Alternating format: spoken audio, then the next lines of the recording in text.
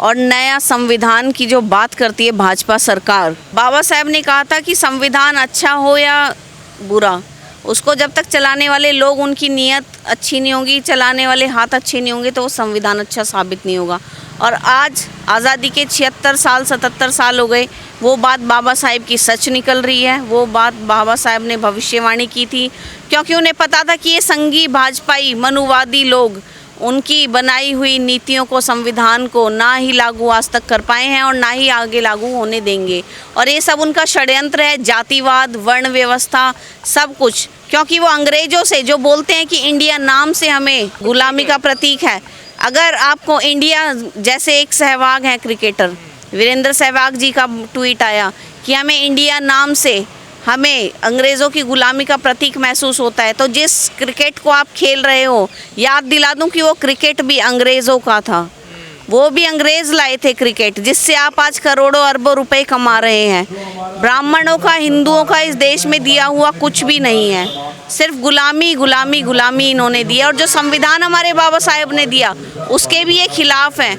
और जिसने ये सलाह दी है, वो सलाहकार, जो प्रधानमंत्री का सलाहकार विवेक देबरॉय, जो उसका अध्यक्ष है, और उस सभा का जो सदस्य है हरीश साल्वे, जिसने अभी उसकी तीसरी शादी हुई 68 साल में, उसकी पार्टी में देश के लुटेरे वहाँ पहुँच रहे हैं। तो ये देखिए, ये देश के राष्ट्रवाद नहीं, ये देश के विरोधी हैं, आतंकवादी हैं। मैं तो कहूँगी इन्हें आतंकवादी।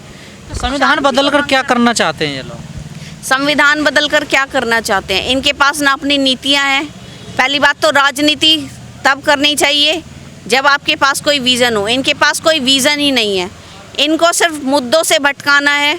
देश की शिक्षा, विकास के जो मुद्दे हैं, महिला सुरक्षा का जो मुद्दा है, जातिवाद, जाति प्रधान जो देश है, उसको जो ये आज संविधान ये बदलने की बात कर रहे हैं, जो मुद्दे हैं, भटका रहे हैं अन्य।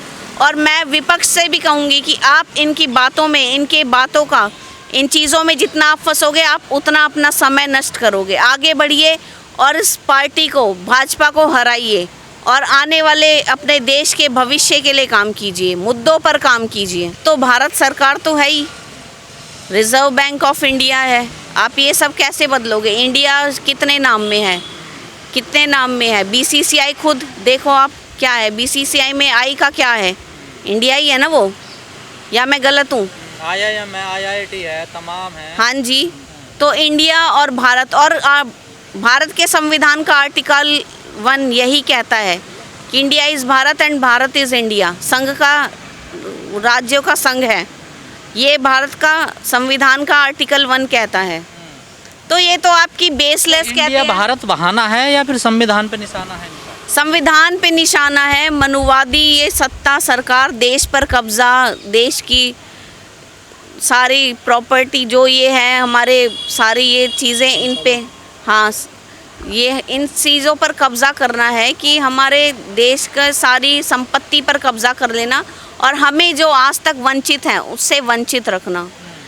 उद्योग हैं सारे, जितने भी सारे सरकारी, तमाम भगवाधारी कह तो रहे ना संविधान पुराना हो गया है, अब नया संविधान चाहिए देश को। भगवाधारी खुद पुराने हो चुके हैं, उनकी सोच पुरानी हो चुकी है, सरकार पुरानी हो चुकी है। अपने सोच को बदलिए। और मेरे हिसाब से तो आप लोगों को पढ़ना चाहिए, क्योंकि इतना शूद्र और दलित, इतना तो कम से कम आज इतना तो पढ़ चुके हैं। बाबा साहेब की देन, फूले साहब की देन, काशीराम जी और भी हमारे कितने, इतना तो हम पढ़ लिख चुके हैं कि आपके इन चीज़ों को, आपके वेदों को, पुराणों को, जो इतने पुराने, मेरे हिसाब से तो जो बाबा साहेब ने 1927 में 25 दिसंबर 1927 को जो काम किया था ना, और जो मनुस्मृति जलाई थी, वो काम मुझे कर देना चाहिए। दूसरों का धर्म ग्रंथों से क्या दिक्कत है आप लोगों को? क्योंकि वो समानता की, जो धर्म आपको इंसान ही नहीं समझता, वो धर्म क्या है? आप वर्ण व्यवस्था, जाति व्यवस्था, कुप्रथाएं, सती प्रथा और कितनी है हमारी ये कुप्रथाएं, ब्राह्मण ये देवदासी प्रथा, क्या है ये?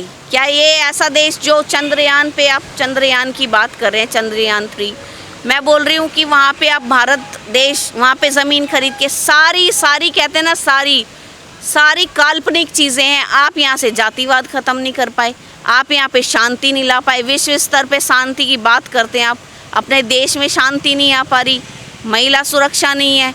क्या आप चंद्रयान पे क्या करेंगे, जीवन ढूंढ के क्या करेंगे? जो इंसान है पहले उन्हें तो इंसान समझ लो, उनकी तो ज़रूरतें पूरी कर लो, एक अच्छी सरकार तो बना के देख लो देश में।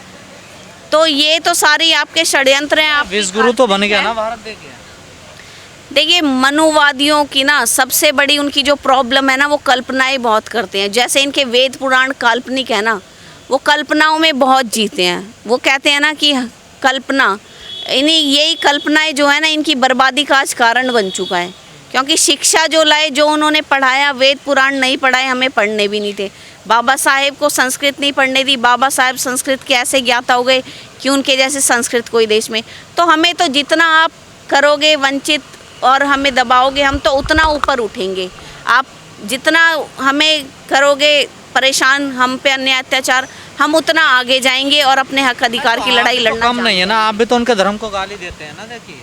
देखिए मैं तो कभी किसी धर्म को गाली नहीं दी। सनातन को बदनाम कर रहे हैं आप लोग। सनातन धर्म है, पहली बात तो वो जो सनातन धर्म है ना, वो धर्म नहीं है, वो अधर्म है, वो एक षड्यंत्र है।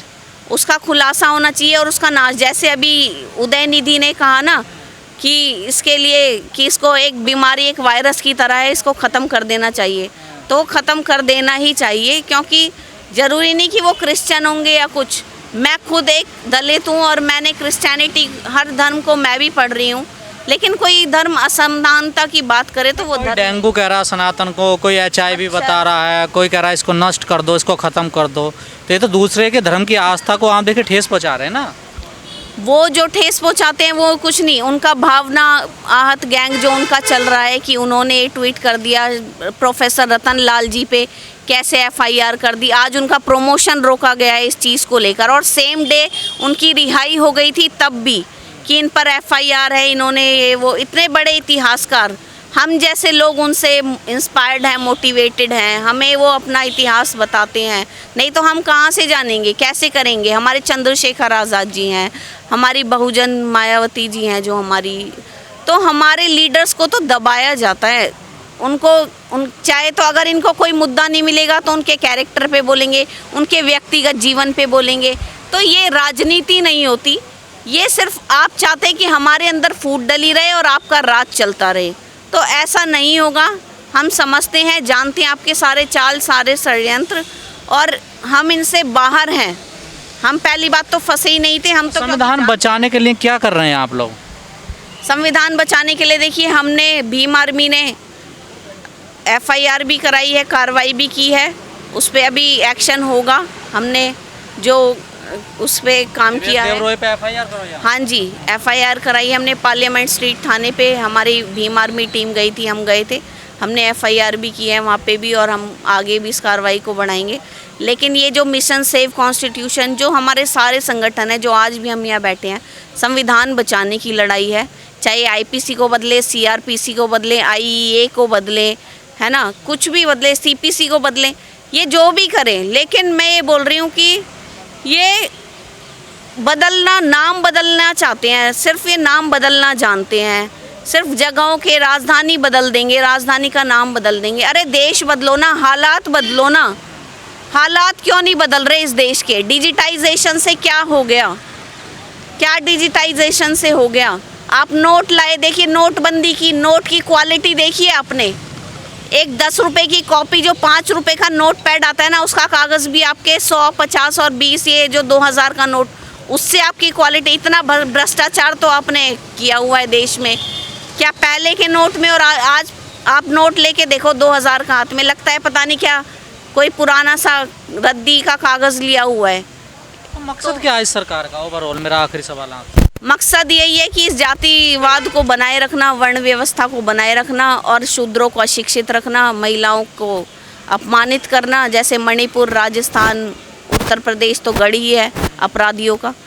तो और बस यही बनाना चाहती है, और ये देश आगे ना बढ़े। विश्व गुरु बनेंगे, लेकिन सिर्फ वो 5-10% लोग सिर्फ डंका बजाते रहेंगे, थाली ताली बजाते रहेंगे, लेकिन देश को वहीं के वहीं रखना चाहेंगे, क्योंकि उनमें उनका और उनके पूंजीपतियों का स्वार्थ जुड़ा है।